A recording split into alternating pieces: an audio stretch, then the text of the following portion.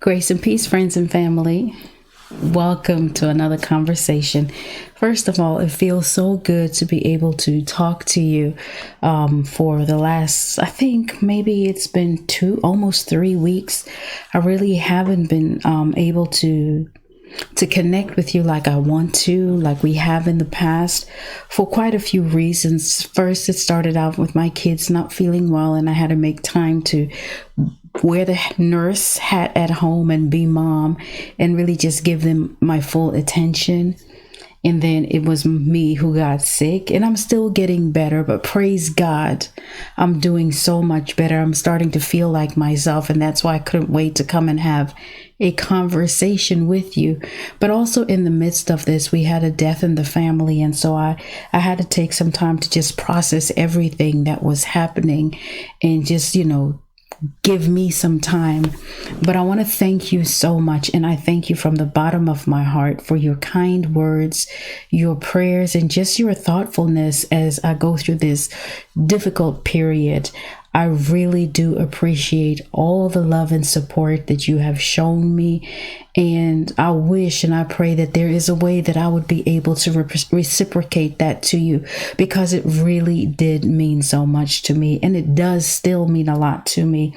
So thank you so very much for that. But like I said, I am feeling a whole lot better, and I can't wait to, have these conversations that have been running rampant in my mind the whole time I haven't been able to talk to you. So if you see that I may start pushing out a little more content than normal, it's because there's just so much that I've received, so many downloads. I have to share them with you, and I am excited about that. I'm excited about us getting our healing. I'm excited about us transforming our lives through the Word of God and the power of the Holy Spirit. I'm just excited about what God is doing for us and in our lives. But first things first, for those of you that are just hearing me for the first time, my name is Joy, and I am the founder of Pink Girl Teaches.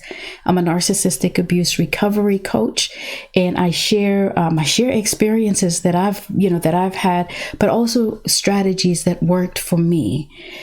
And before we get into today's conversation, which is about why the narcissist despises no contact, but what it really is for you, right?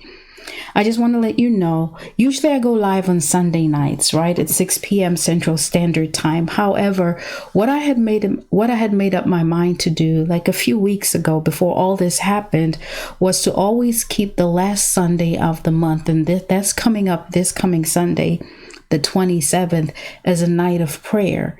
I want to just be able to consecrate before and then go into prayer. But I wanted to see if you would like to join me in the clubhouse, or on the clubhouse, should I say. I have a room. It's called the She Shed, but everybody is welcome. Men, ladies and gentlemen, should I say. You are all welcome to join me in the clubhouse or in the She Shed, so that we can seek our Father, so that we can go to the throne room, so that we can lay on the threshing floor and just make our petitions to the Lord. And if you're not able to join, but you have prayer requests, share them. I'm going to take it all to the throne room. And listen, I'm intentional about going to the throne room for the things that concern you, as well as myself and my family. So that's what's going to be happening on the 27th. So I won't be back live on a Sunday until the 3rd. I may pull up on you on Friday, though. I'm thinking about that, and I may just do it. But it'll be about noon, okay? And for those of you that don't know and that are interested, I have a workshop, Narc Detox. This is a co-ed session, and it's really about reclaiming your identity after narcissistic abuse. It is an interactive session, and what's going to happen at the end of it is we are going to create a strategic living plan that is going to help you begin to step into your new identity after narcissistic abuse. You're never the same person after this has happened, and you're not going to be the old you. Listen, that's your opportunity now to step into a new version of yourself. So look, I've been doing quite a lot of talking, and I want to get into the conversation. Narcissists despise no contact, and no contact is essential for victims of narcissistic abuse. You see, when narcissists see you and they encounter you and they experience you doing no contact, what it says to them is what they've done to you. It reminds them of how they treated you. Remember, silent treatment? Now, I want to make this very clear. Silent treatment is not the same as no contact. You know, when a discard happens, it's brutal. It can leave you feeling empty, broken, frustrated, alone, disappointed, grief-stricken. Like it can shatter your very core, your belief in yourself and what you thought you knew, because really you find out that they were not the person that they pretended to be. They're not who they claim to be. And they also don't have the capacity to be that person. And you wonder, who did I love? Was anybody home? And the real truth is no, nobody was home. And we struggle trying to come to terms with, who was this person that I met in the beginning? And we reflect on the good times. And it's interesting that when a person ruminates, the rumination is always on when it was good, never really the hurtful moments. But we must keep things in perspective. There were more hurtful moments than they were loving moments. And even if it was a loving moment, you got to remember it was just an illusion of love. It wasn't real love. That's not what real love is. That's not what it feels like. That's not how it looks. Love is an active word. And they didn't do anything that brought love or that could really be genuine, because they were never serious from the get-go, right? And so I think one of the struggles that a lot of victims have, and I used to go back and forth with this, was feeling like silent treatment was just as abusive as, no contact, should I say, no contact was just as abusive as silent treatment. Those were my thoughts when I was still in the fog. I would remember how silent treatment felt to me, and I would struggle going no contact because I didn't want to be that person. I didn't want to be like him. But it was one of the best things that I could do for myself. And for those of you that are parents and you have children and you're making the decision to go no contact, and you think, well, what about my children?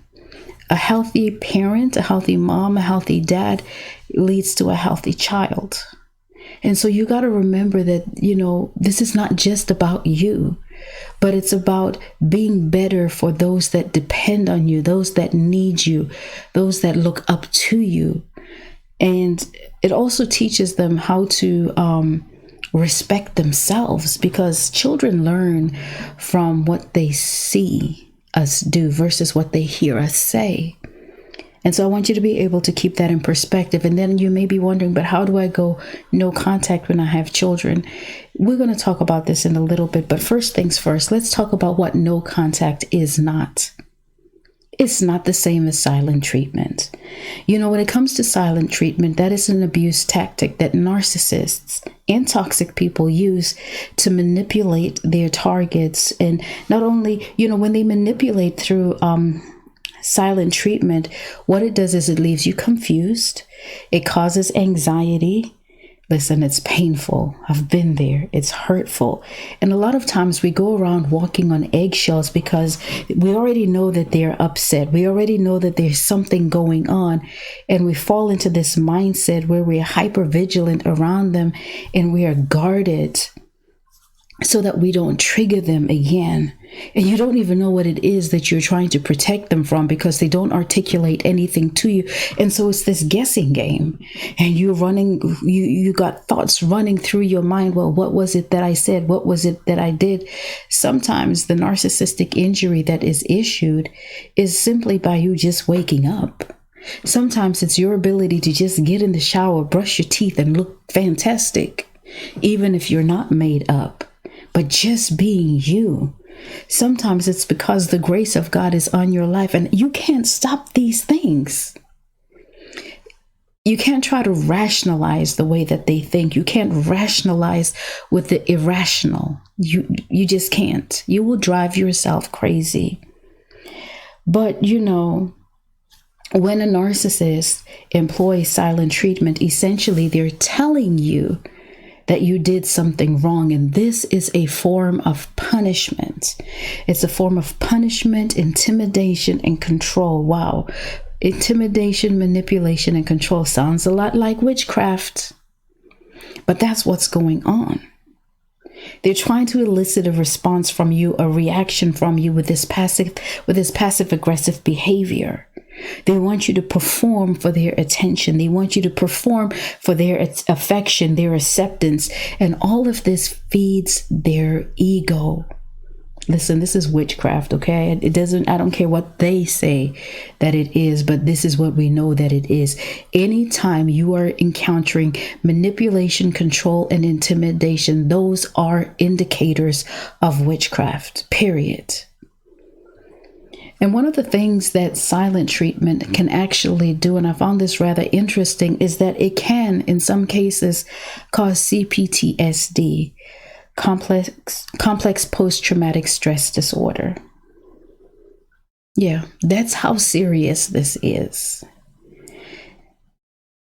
And one reason why they may want to manipulate you, intimidate, or control you is to get you to do things that you normally wouldn't do. You're a self-respecting person, and they want you to beg and grovel for their attention.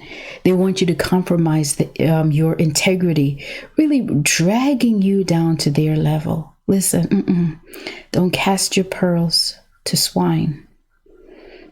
And I thought Proverbs 20 verse 3, and I use the Amplified version because I actually like reading the Amplified sometimes, but it really just says, it is an honor for a man to keep away from strife by handling situations with thoughtful foresight, discernment.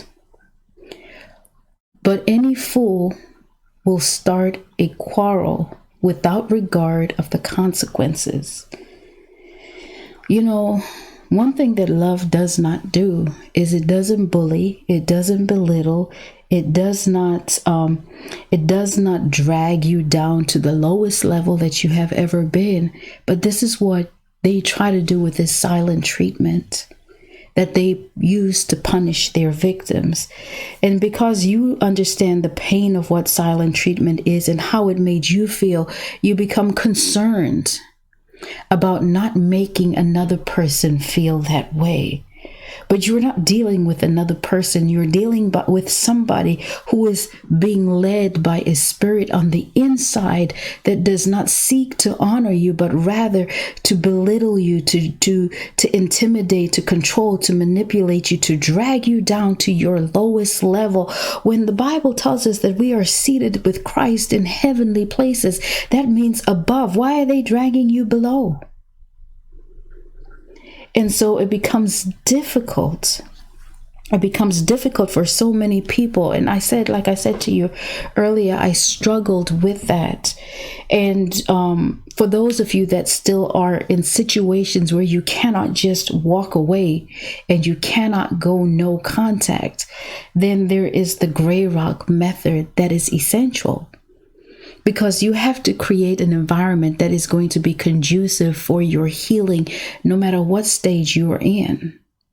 The essential goal here is to heal at all costs. That means the narcissist really must take the back seat in your life. They get the seats that are worse than the nosebleeds to your life, okay? They don't get the privilege of sitting in your presence in the VIP section of your life. They messed that up. In fact, they messed it up when they try to talk to you, because maybe if they had just watched from a distance, they could have seen, they could have had a better view of your life, of what God is doing in and through you. But they decided to be who they are and just come into your life to steal, kill, and destroy. Gray rock is really the method of, where your interactions with the narcissist, a co-parent. I say that very lightly because they do not co-parent, they counter-parent. So it's parallel parenting. Or it could be a business partner. It could be a family member that you may not be able to be no contact with. Listen, people don't go no contact for some really valid reasons. Not everybody is able to.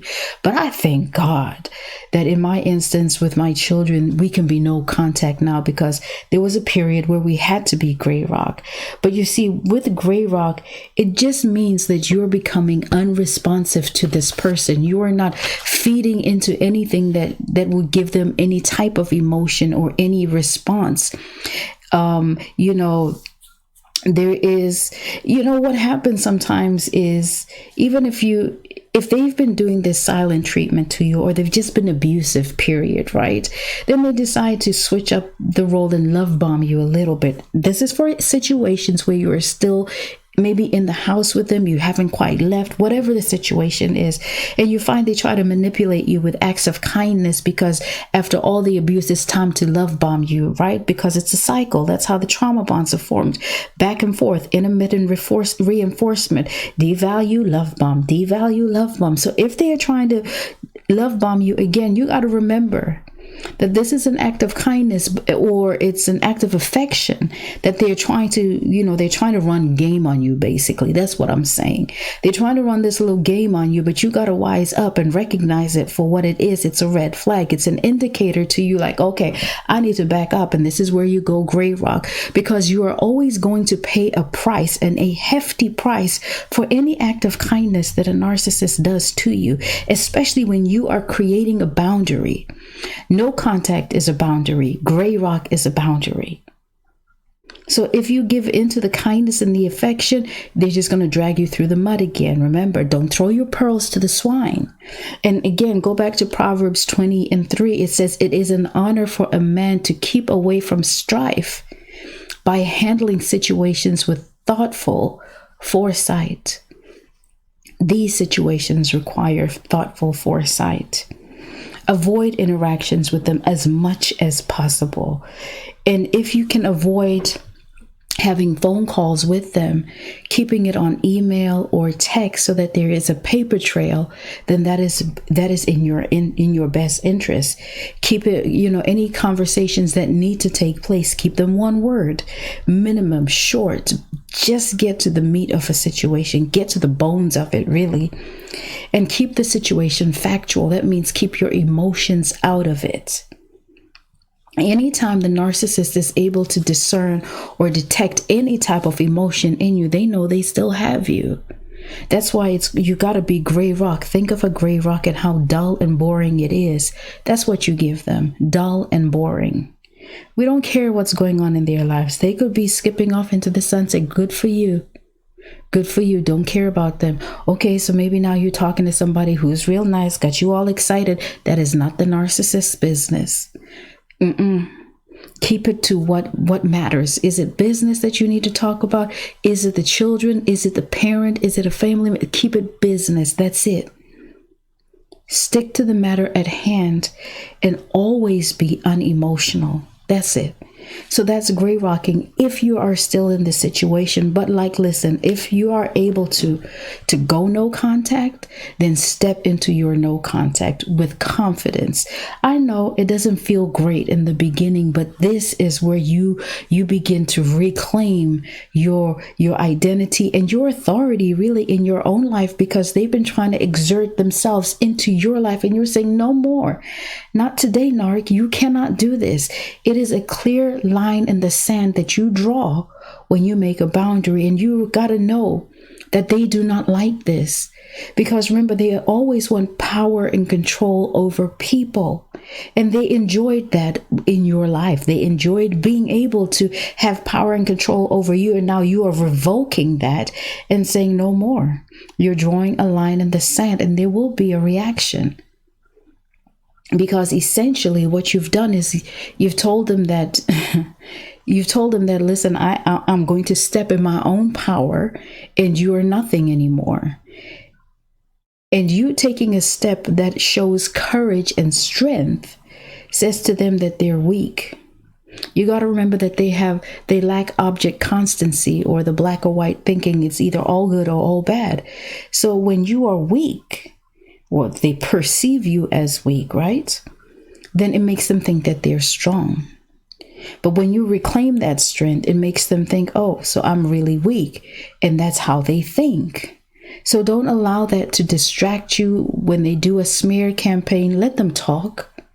I say this pretty often, that if you're going on a journey, right? Or if you're going to take a jog through a neighborhood and you time yourself and say, like, listen, 1 hour and I need to have covered X number of miles, right?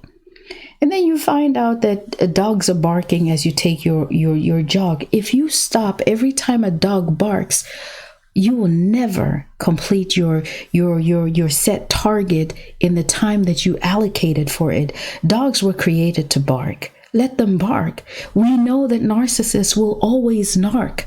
Let them narc. That is none of your business. Let them do what they do. You focus on what you have to do. Focus on your goals. It's time to apply pressure to that thing. You draw the line in the sand and you reclaim your power, and it is a hard boundary. I told you I struggled with this, when I had to go no contact, because I always thought, well, you're just like him. But that's not the truth. And we got to break away from that thinking. What you are doing is cultivating the environment that you need to heal. Listen, when people have the privilege of experiencing you, they're either going to respect you or they're going to lose that privilege. And that's it. That is all.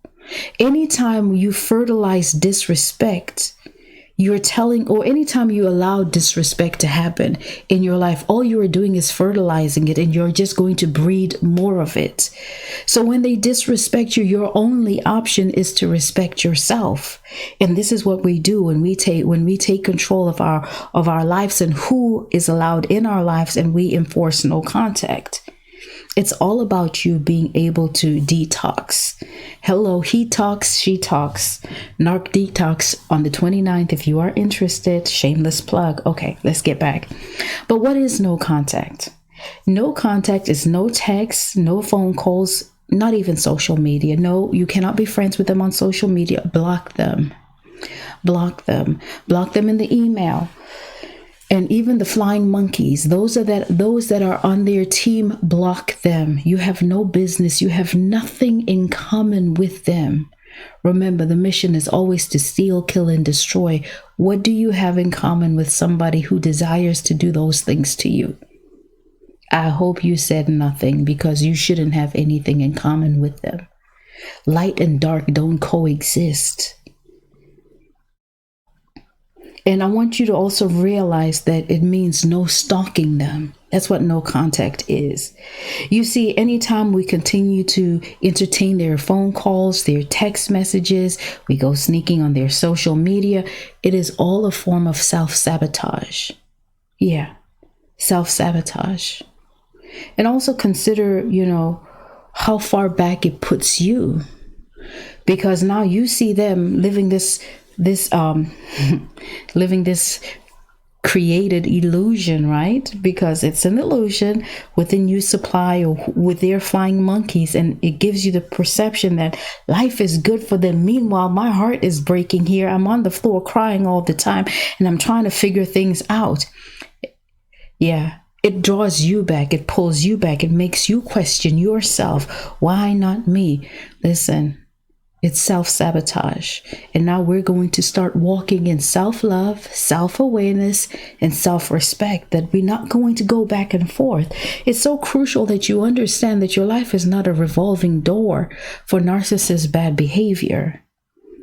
But it gives you the opportunity, or it gives you perspective, should I say, so that you can be objective with what you have been through, what you are going through, and where you plan to be in life. You see, when you're with the narcissist, you're so caught up in the moment, and you're so caught up in your feelings and in the fog, the fear, the obligation, and the guilt, that you can't really see through.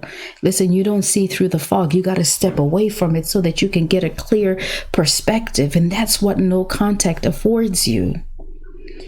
And one of the most important things, and this should always be the primary thing, is this is the perfect environment when you are no longer in contact with them to begin to break that soul tie and that trauma bond. We can't say we're breaking soul ties. Meanwhile, we keep on entertaining this person. Yes, you can break that soul tie with with gray rock because it's minimal contact. You're not allowing your emotions to pull you into their foolishness. And so you absolutely can break the soul tie. And it is crucial that you break the soul tie. You're revoking access into your innermost parts. And you're severing things in the realm of the spirit. Yeah. So yes, no contact is no joke. And we can't compare it to silent treatment. It is not the same thing.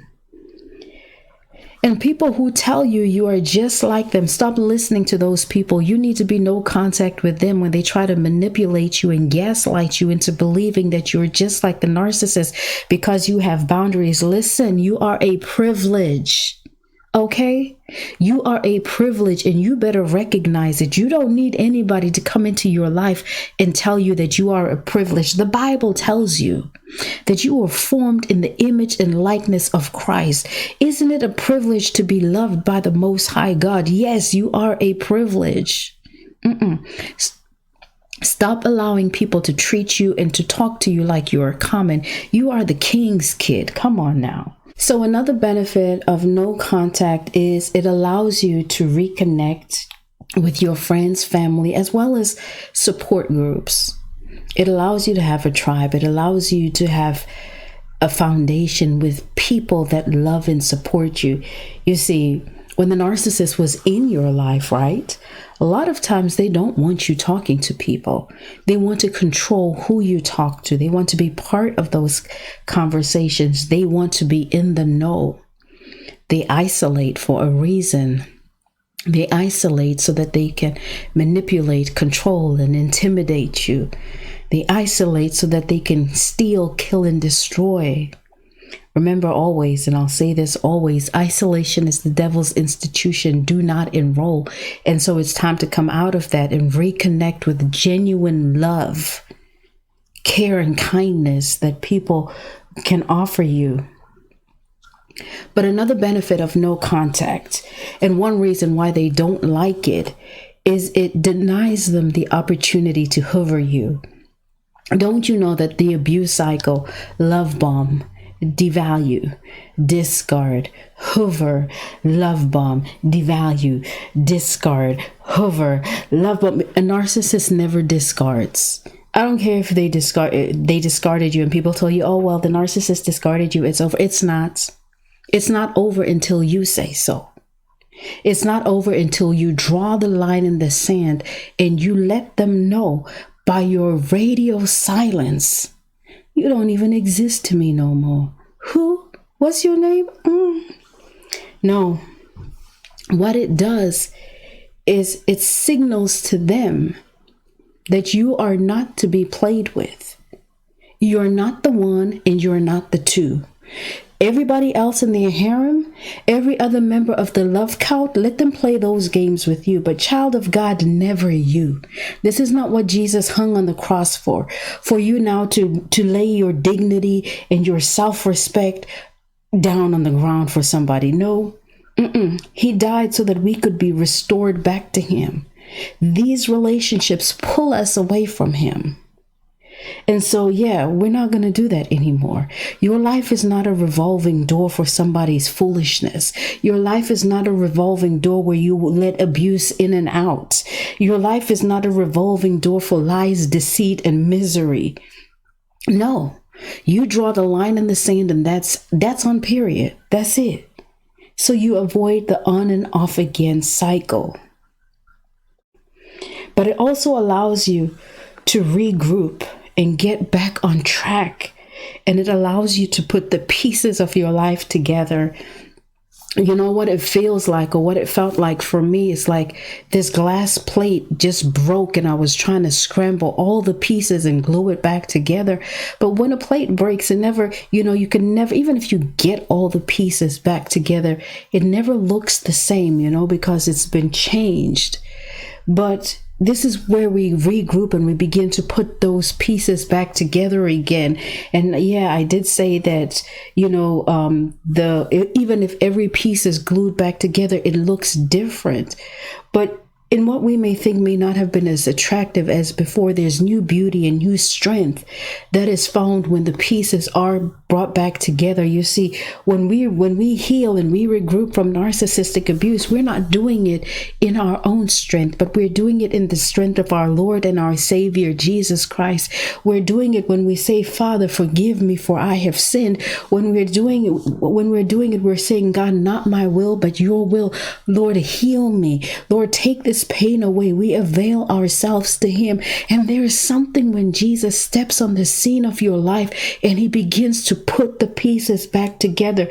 He said to the woman with the issue, daughter, your faith has made you whole. He didn't say that your faith has made you healed. He said your faith has made you whole. And so it doesn't matter what you look like on the outside to anybody after what you've been through. Your faith has made you whole. Jesus made you whole. And there's something about that. Money cannot buy that. Man cannot give it to you, but Jesus can make you whole. And this is why it's so important that you have the opportunity to regroup and get your life back on track. Listen, I told you at the very beginning that we had a death in the family, and I'll talk about this a little bit just to give you a little perspective with what I'm saying here. This man, he was my cousin, but he was like he was like a brother, right?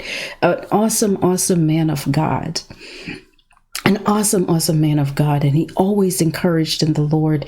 He preached the gospel truth, like incredible and brilliant. And when there's something to be said about somebody who lives out a biblical life. I'm not talking about a self-righteous. I'm not talking about, a religious, but one that is turned to the heart of Jesus. One that says, I'm going to die empty. One that says that, I'm so focused on the message of the cross of Jesus Christ that nothing else, I'm not persuaded by anything else. You see, when the narcissist came into your life, always to steal, kill, and destroy, but you're a gift. I keep telling you, you are a privilege. God has put something so unique on the inside of you that you can't get distracted by these things, that they hold you and they keep you off track. Yes, you have got to heal, but there is beauty in your journey of healing. There's beauty in your journey of recovery when you partner with Jesus, because he takes those broken pieces and he puts them back in such an intricate way that it's like you were never broken, but he pulls purpose out of you. He takes you from shame to showstopper. He uses that mess and gives you a message and gives you pain, or he takes your pain and gives you purpose. And it is all for his glory. And there is no other privilege that is, one of the most fantastic privileges, should I say, if that even makes sense, is being able to serve the God who died on the cross for you.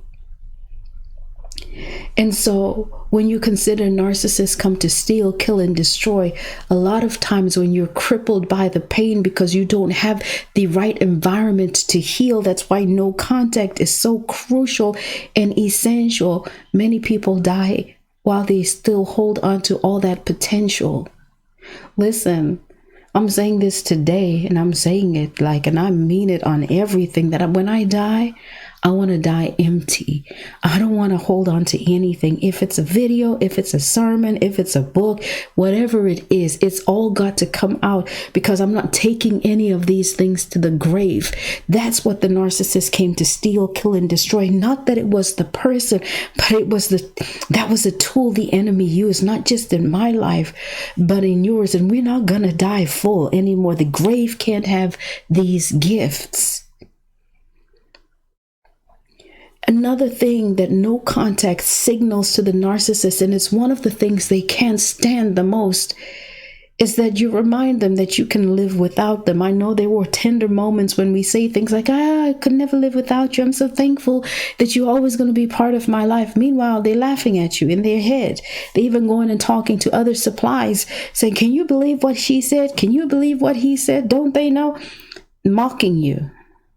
But now you remind them like, oh, you really bet, okay, I'm going to show you that I can live without you. Because when they begin to feel that they have this hold on you, they treat you any kind of way. You are not common. And the last thing that I really want to say to you is that if you commit to your no contact, you're committing to your future.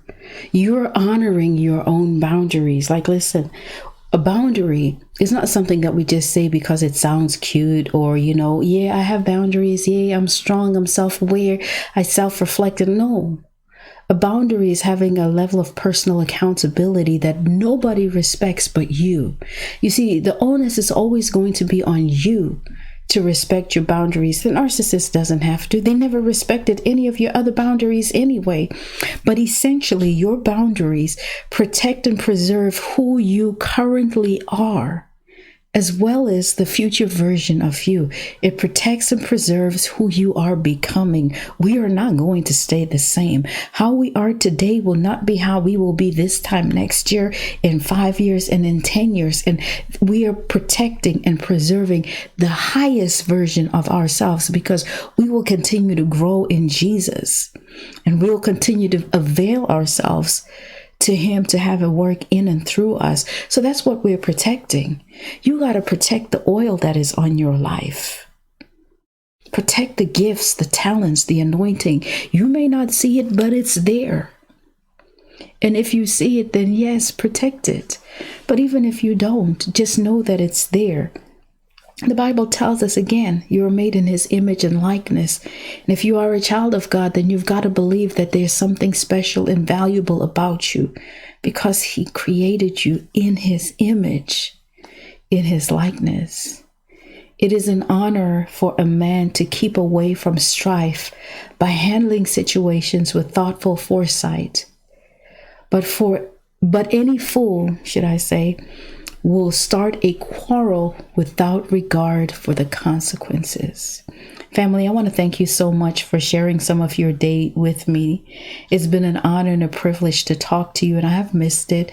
And so I feel great having this opportunity. And I look forward to catching up with you in the comments, as well as just getting to spend more time with you. So have a fantastic week. God bless you, and fearlessly pursue your most significant state.